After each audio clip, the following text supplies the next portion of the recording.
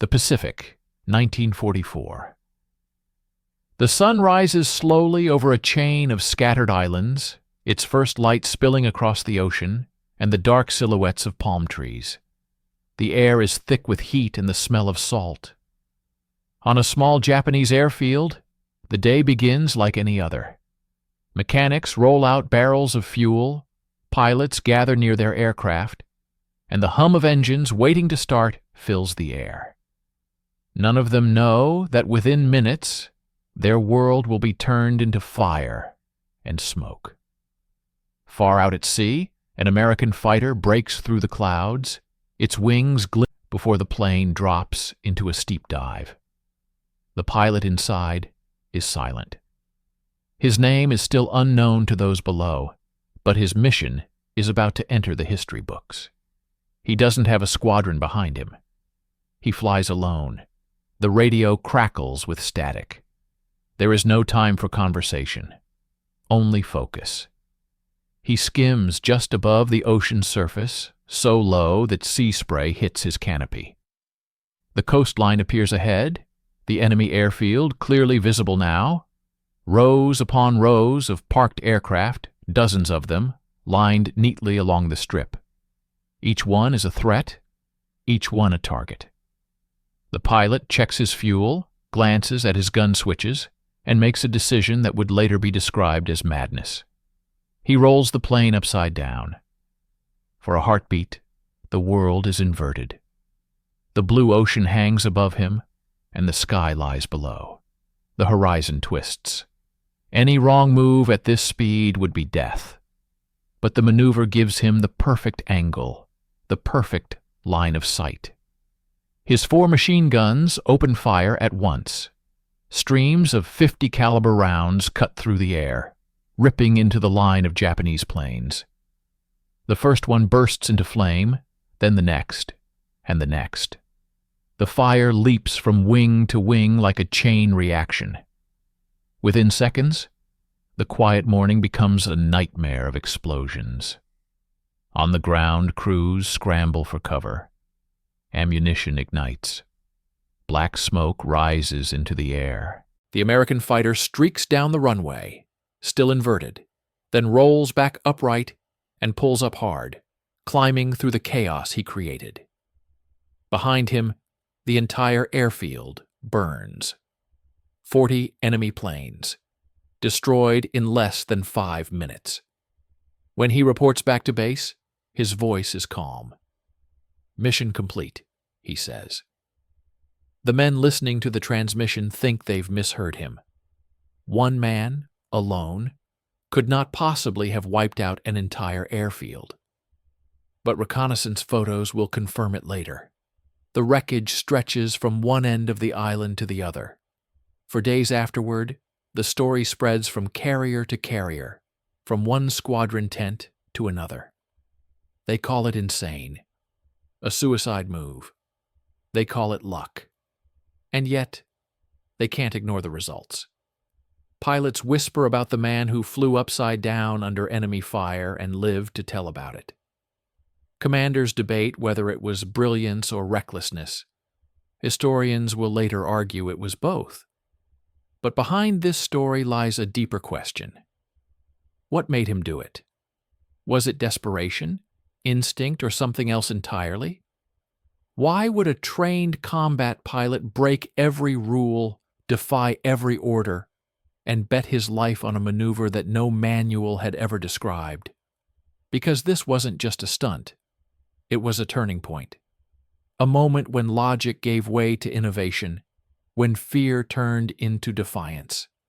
In a war that stretched across oceans and skies, victory often came not from numbers or technology, but from the courage to do something no one else dared to try. This is the story of that moment. The moment one man flipped his plane, changed the rules of aerial combat, and showed that sometimes, in the chaos of war, the craziest idea might just be the one that wins.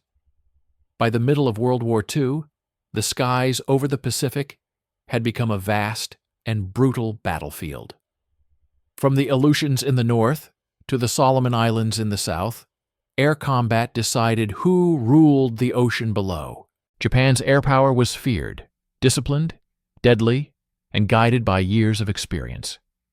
Their Zero fighter, the Mitsubishi A6M, was a legend long before American pilots fully understood what it could do. Light, nimble, and with extraordinary range, the Zero could outclimb and outturn nearly every Allied aircraft in 1942 and 1943. In those early years, the Japanese Navy's air arm dominated the skies. They struck hard and fast, often appearing from nowhere, vanishing into the blue before American pilots could react. The U.S. Navy's early fighters, the F-4F Wildcat, the F-2A Brewster, were slower, heavier, and far less agile. Pilots who tried to match the Zero's turns often paid the ultimate price. But war is a teacher that allows no mercy. American pilots began to adapt, studying every weakness of their opponent. They discovered that the Zero, though unmatched in a tight dogfight, was fragile. It had no armor around the cockpit, no self-sealing fuel tanks. A single burst of machine gun fire could set it ablaze. The key was not to fight on the Zero's terms, but to change the game entirely. So a new philosophy emerged. Hit hard, get out fast. Dive from altitude, strike in a burst of speed, and then climb back to safety. These boom and zoom tactics became the core of American air combat doctrine.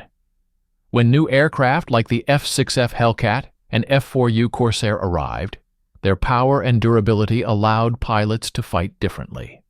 Less finesse, more force. Still, the enemy remained clever. Japanese commanders shifted tactics, dispersing their aircraft across hidden island bases. Some planes were buried in camouflage under palm fronds.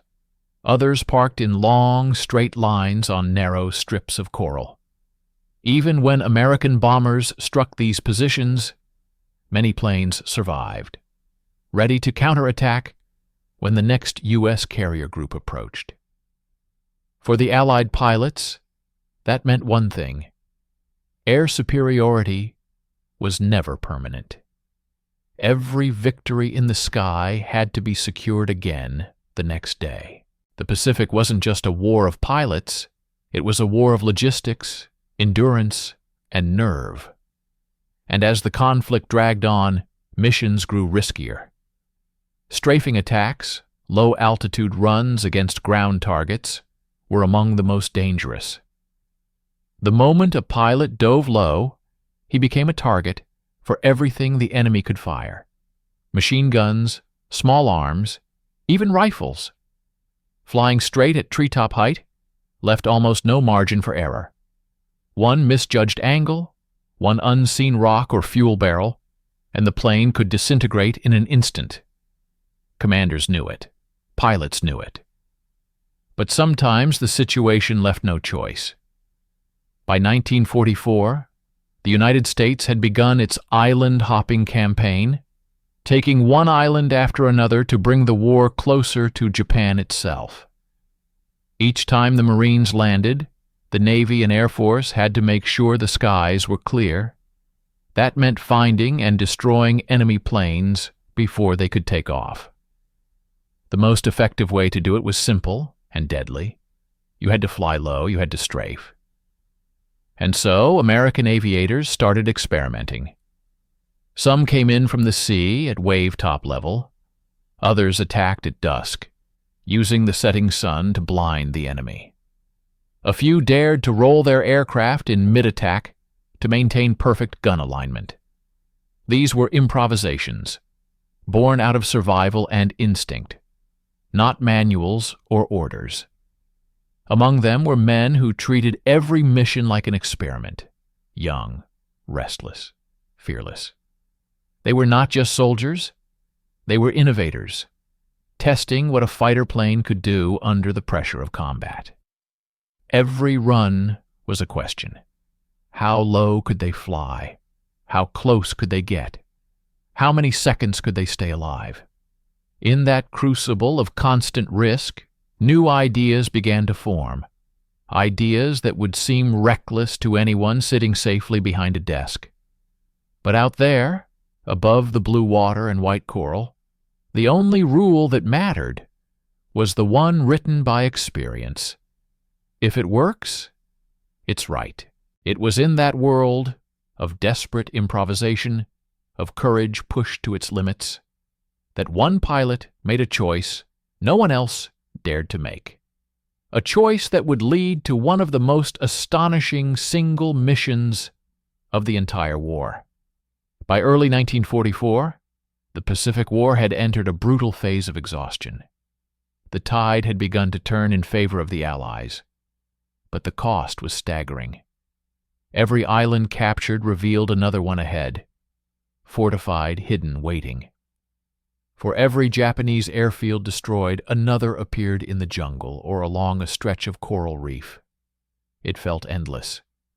American pilots, flying daily missions over places like Truk, Rabaul, and the Marshall Islands, knew the routine all too well.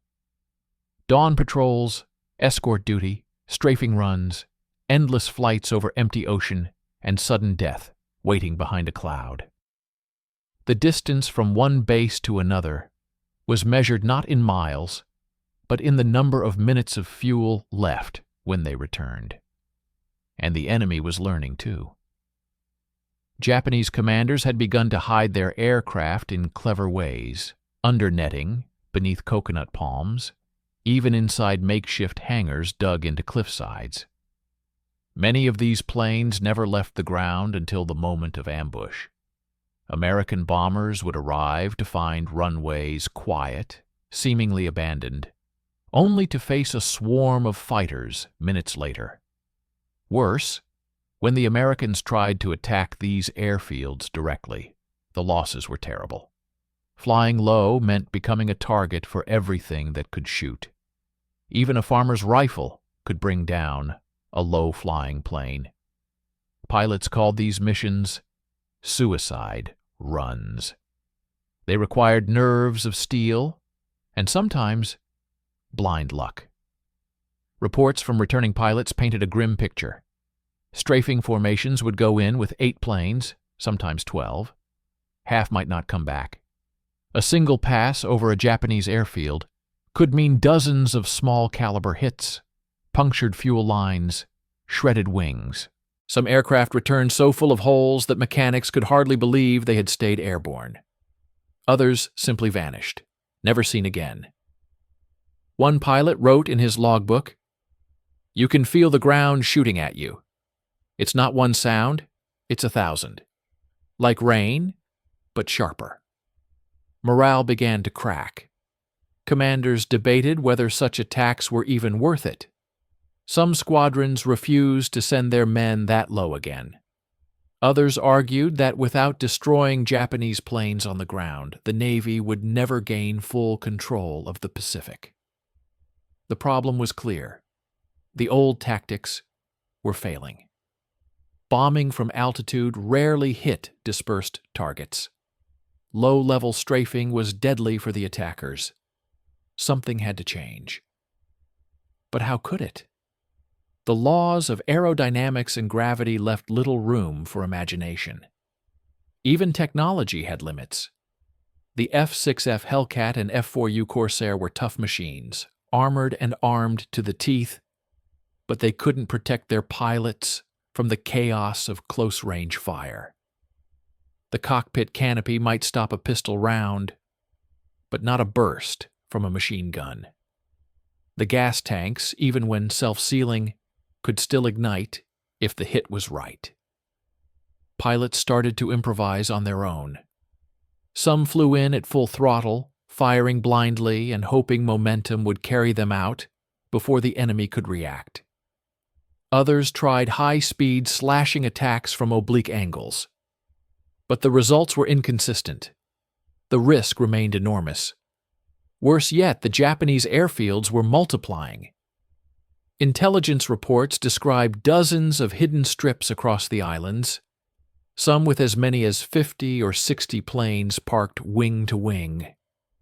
Destroying them on the ground before they could take off was the most effective way to cripple the enemy. But how do you strike a target that's waiting for you to come straight at it?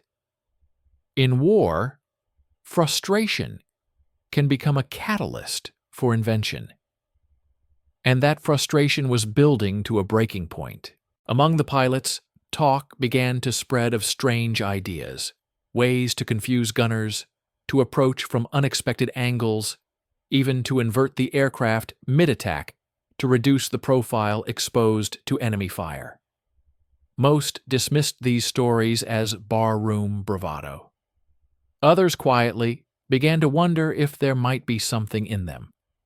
In every ready room, every briefing tent, the same question hung in the air. How do we fight without dying trying? The official manuals had no answers. Commanders had their hands tied by doctrine. But out there, over the water and the reefs, it wasn't doctrine that kept you alive. It was instinct.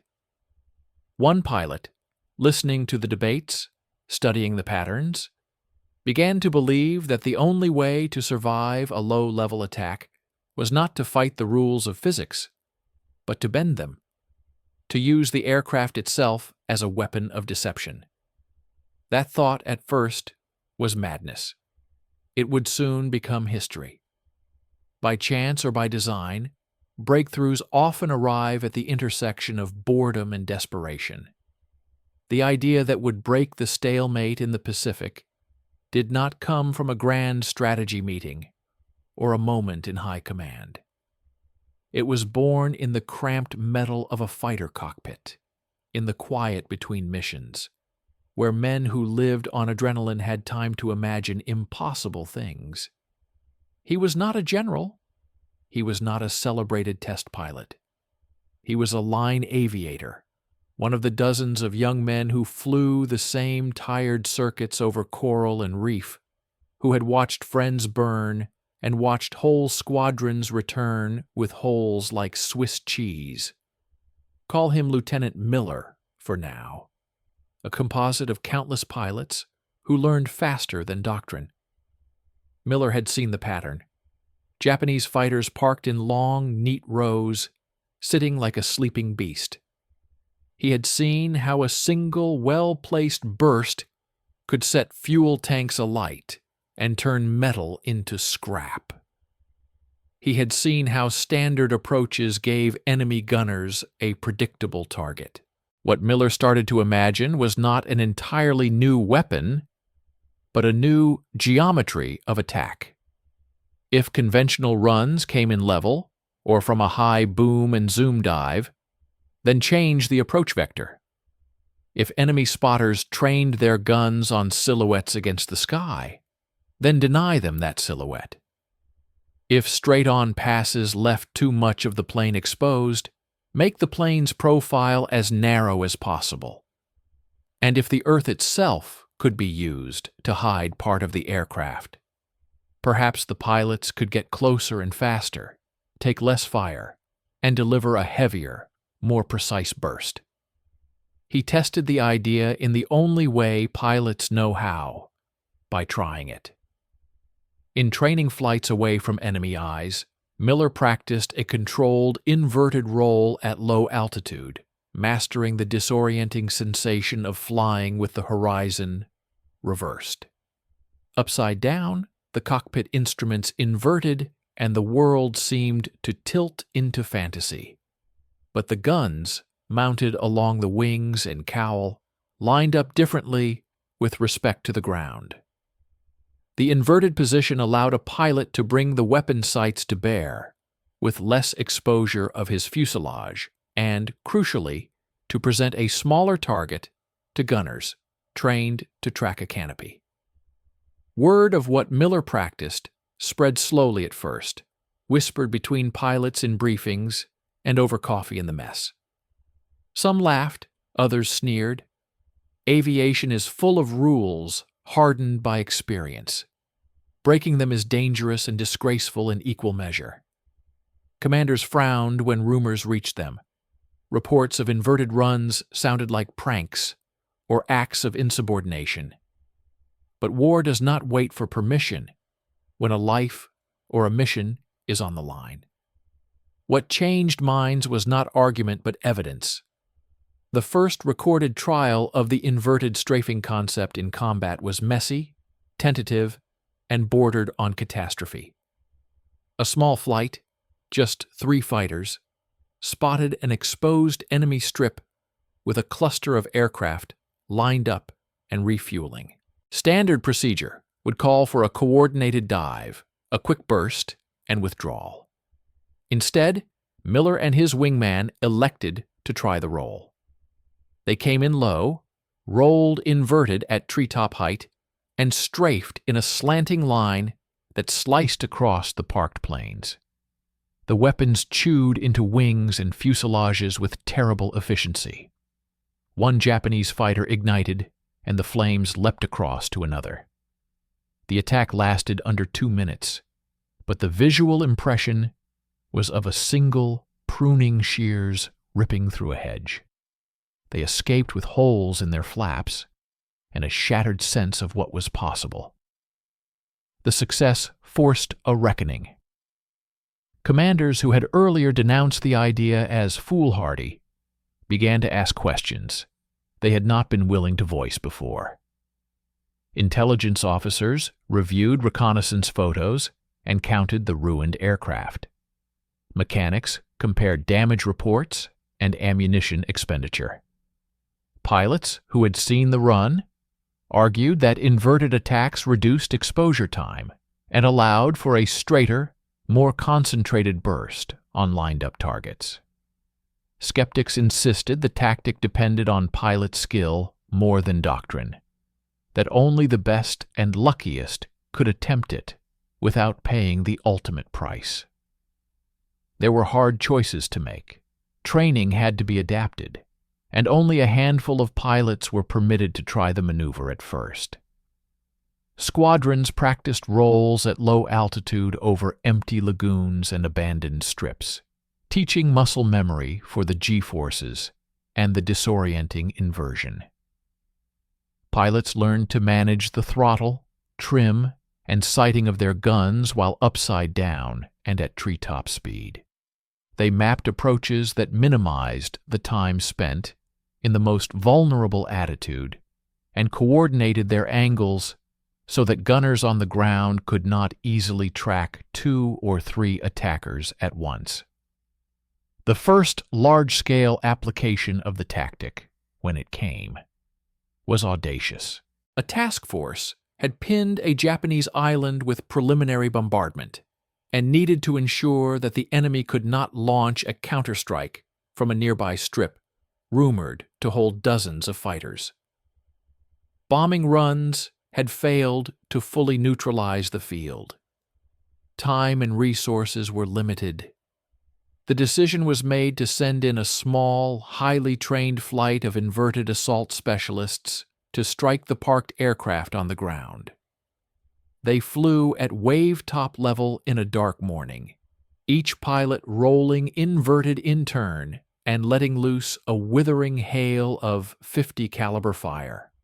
The results were devastating. The parked planes burned and collapsed, fuel dumps detonated. The enemy's ability to respond was erased within minutes. The reaction was electric and immediate. Pilots who had been skeptical found themselves asking to be trained. News of the success spread like wildfire through carrier groups and island bases, yet not everyone celebrated. Critics pointed to the losses. Those who misjudged altitude, who clipped trees, who stalled coming out of inverted pulls. The tactic demanded absolute precision and a coolness few could summon under the stress of anti-aircraft fire. For every dramatic triumph, there were close calls and bitter funerals. Still, the math was undeniable.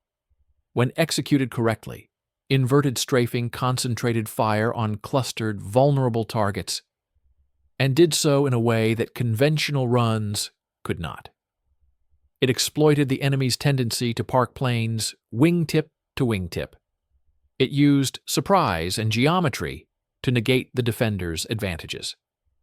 And perhaps most important, it forced an enemy accustomed to responding to familiar attack patterns to confront something new, an unpredictable, disorienting threat that struck from the wrong side of the sky. Innovation in war is never clean. It is tested in blood and perfected under pressure. The inverted strafing run was no exception. It required pilots of nerve and skill, mechanics to repair the holes that came home with them, and commanders willing to accept the risk. But when the tactic worked, it worked spectacularly, turning a single plane into an instrument of tactical destruction, and, in the process, reshaping how airfields were fought. What began as a dangerous improvisation became, in time, an accepted technique among certain squadrons. It did not replace boom and zoom or the other established tactics, but it added a new tool to a pilot's repertoire, an unorthodox answer to a stubborn problem. And as news of its effectiveness spread, the enemy adapted too, dispersing aircraft further, digging in revetments, and converting fields into harder targets. That cycle of innovation and countermeasure is the engine of warfare. But for one brief, burning moment, the inverted run made the difference between being hunted and being the hunter. It turned rows of parked aircraft into kindling and proved that sometimes the line between genius and madness is written in a pilot's willingness to look the world upside down. Victory in war is rarely a single event. It is a chain reaction, one success feeding another, until momentum becomes its own weapon. After the first inverted strafing missions, the mood across the carrier decks of the Pacific changed. For the first time in months, the pilots felt that the initiative belonged to them again. They had found a way to strike faster, hit harder, and turn the enemy's discipline into a disadvantage. The after-action reports were blunt and astonishing. Squadrons that had once lost half their planes on low-level runs were returning intact. Photographs from reconnaissance aircraft showed smoking ruins, where neat lines of zeros had stood the day before. Japanese pilots began taking off from shattered strips, their planes half destroyed by fire before they ever reached the air.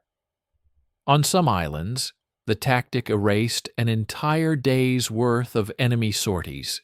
It did more than destroy aircraft. It broke confidence. Japanese ground crews who had once worked calmly under fire now scattered at the sound of distant engines.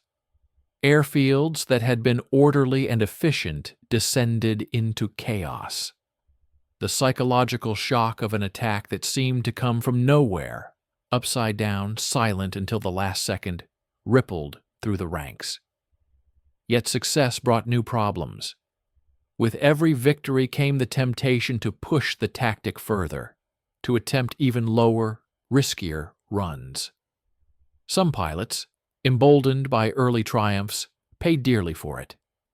A gust of wind, a misjudged horizon, a second's hesitation, many never pulled out of their dives. For every perfect mission that wiped out dozens of planes, there were broken fighters scattered across the reefs. Commanders began to refine the rules. Only experienced pilots would attempt inversion runs. Formation leaders set strict limits on altitude and attack angle. Training manuals were quietly amended, though few would admit it publicly. The Navy's official doctrine still called inverted strafing a high-risk maneuver to be used at the pilot's discretion. But in practice, it became part of the tactical vocabulary. The strategic effects were undeniable. As island after island fell, Japanese forces lost not only aircraft, but the infrastructure to maintain them. By late 1944, American carrier groups moved through the Pacific with increasing freedom. The balance of air power had shifted decisively. Every destroyed airfield meant fewer enemy patrols, fewer attacks on convoys, fewer kamikazes waiting for their final missions. For the pilots who flew these missions, the sense of purpose was mixed with guilt. They knew the cost of innovation, friends who had tested the limits and paid the price. In debriefings, they spoke quietly of near misses, of trees flashing inches from wingtips, of the disorientation that came when the world flipped over and gravity seemed to lose direction. One pilot wrote home, "We found a way to live through hell by turning it upside down." The Japanese, for their part, learned quickly. They began spacing aircraft farther apart, digging protective revetments, and disguising runways under camouflage netting. Anti-aircraft guns were repositioned to cover flatter trajectories, forcing attackers higher. The advantage of surprise began to fade. But by then the damage was done. Hundreds of planes had been lost on the ground. The fuel, tools, and time required to replace them were gone forever. Within Allied circles, the inverted attack became a symbol of creative defiance. It showed that even in a war governed by massive machines and rigid hierarchy, individual skill and imagination still mattered. The tactic did not win the Pacific by itself, but it embodied the spirit that eventually did. The refusal to accept limits, the willingness to adapt faster than the enemy could respond. And when the war ended, many of the men who had flown those runs returned home carrying both pride and unease. They had survived by breaking the rules, by gambling with physics and luck. Their victories were written in smoke and wreckage, but also in the quiet understanding that every breakthrough demands a sacrifice. The lesson spread beyond the Pacific. Future generations of pilots studied the reports, the gun camera footage, the diagrams of roll and angle. They learned that innovation is not born from safety. It is carved from necessity.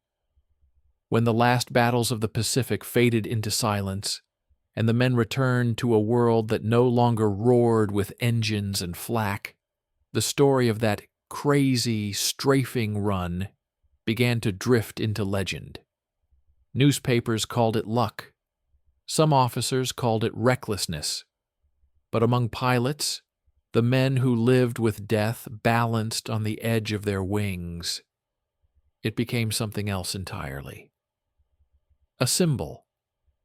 A reminder that the difference between madness and genius is often measured in seconds and altitude. The tactic that began as a desperate improvisation evolved into a study subject for flight academies. Manuals dissected the inverted roll, the approach angle, the energy retention in the dive. What had once been instinct and courage became geometry and data. Yet behind the formulas lay something that could never be written down: the raw human instinct to survive by doing the unthinkable. Historians often say technology won the war, the carriers, the radar, the atomic bomb. But every great machine still needed a hand, a heartbeat, a mind willing to gamble everything on one impossible idea.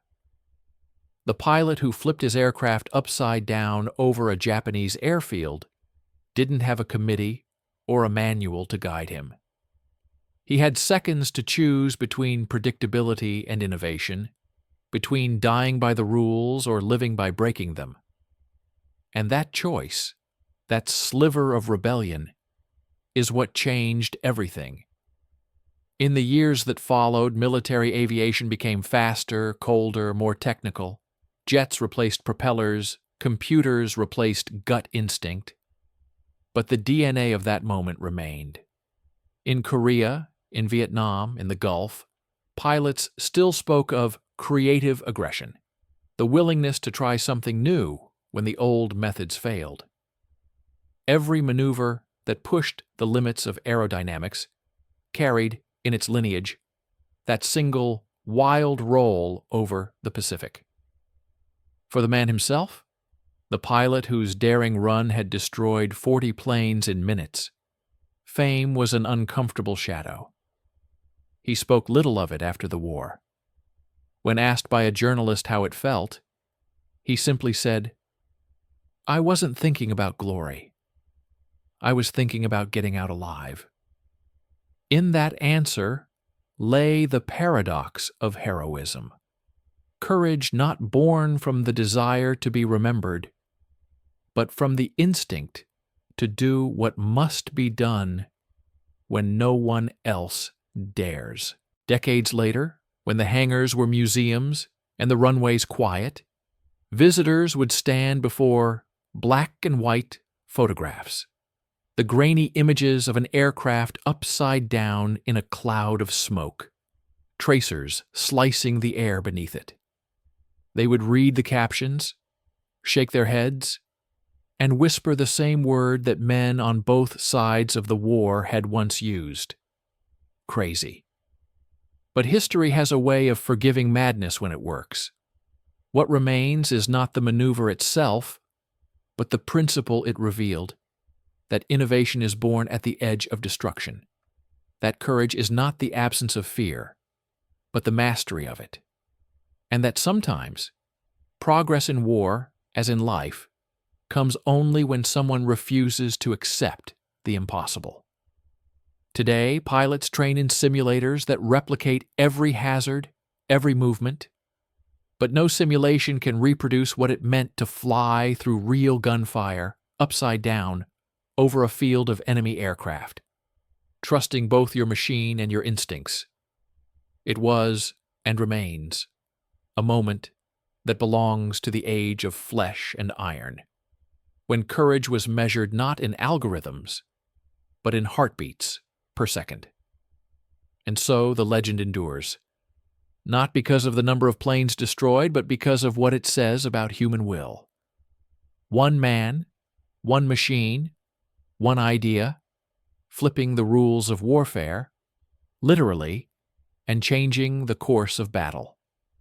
As the credits fade, the voice of history seems to whisper the same truth that echoes through every era of invention and defiance. Greatness is never safe. Innovation is never sane. And courage is always just one heartbeat away from madness.